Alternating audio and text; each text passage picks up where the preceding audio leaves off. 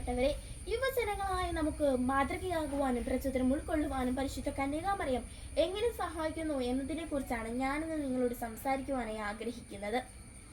മാതാവ് മറിയം ദൈവഹിതത്തിന് പൂർണ്ണമായും കീഴ്പ്പെട്ട് വിശ്വാസത്തിലും ലാളിത്യത്തിലും ജീവിച്ച ഒരു സ്ത്രീ ആയിരുന്നു. മറിയത്തിന്റെ ഈ ജീവിതം ഓരോ യുവതിക്കും യുവാവിനും അനുകരണീയമായ ഒരു പാഠപുസ്തകമാണ്. മറിയം വിശ്വാസത്തിന് ഉത്തമ മാതൃകയാണ്.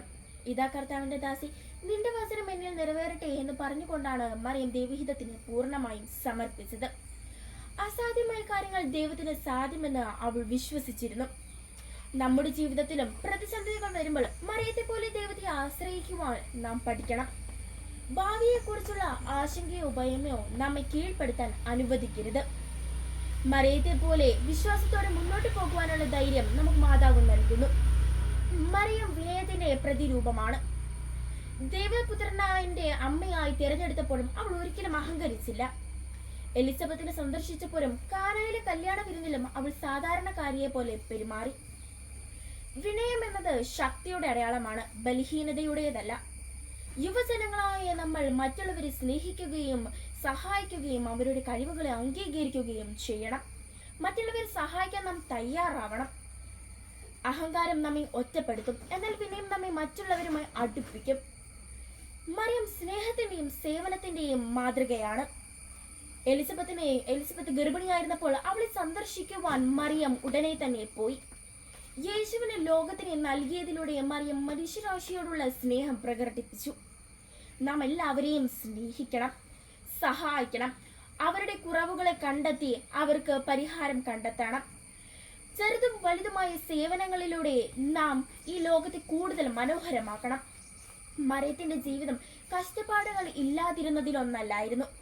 യേശുവിന്റെ ജനനം മുതൽ മരണം വരെ മറിയം നിരവധി സഹനങ്ങളും ജീവിതത്തിലൂടെ അനുഭവിച്ചു. എന്നിട്ടും മറിയം തന്റെ ദൈവത്തിലുള്ള വിശ്വാസം കൈവെടിയാതെ തന്റെ ദൗത്യം പൂർത്തീകരിക്കുകയും ചെയ്തു. നമ്മുടെ ജീവിതത്തിലും ഏറെ കഷ്ടപ്പാടുകൾ ഉണ്ടാകാം. ഓരോ കഷ്ടപ്പാടും നമ്മെ കൂടുതൽ ശക്തരാക്കും. മറിയം പരിശുദ്ധിയുടെയും വിശുദ്ധിയുടെയും ഉദാഹരണമാണ്. നാം യുവജനങ്ങളായ നാം വിശുദ്ധിയോടെ പെരുമാറണം, പരിശുദ്ധിയോടെ ജീവിക്കണം. പ്രവൃത്തിയിലും വാക്കുകളിലും ചിന്തകളിലൂടെയും നാം വിശുദ്ധി പുലർത്തണം. മറിയം നിരന്തരം പ്രാർത്ഥിച്ചുകൊണ്ടിരുന്ന ഒരു സ്ത്രീ ആയിരുന്നു. അവൾ ദൈവവുമായി ആഴത്തിൽ ഒരു ബന്ധം പുലർത്തി.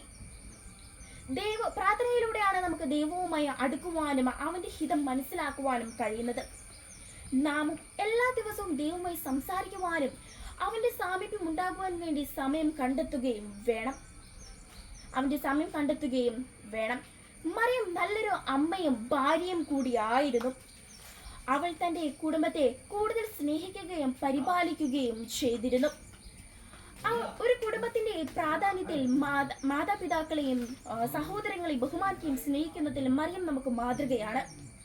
അവസാനമായി പരിശുദ്ധ കന്യകാ മറിയം നമ്മുടെ യുവജനങ്ങളായ നമുക്ക് മാതൃകയും വഴികാട്ടിയും ശക്തിയുടെ ഉറവിടവുമാണ്.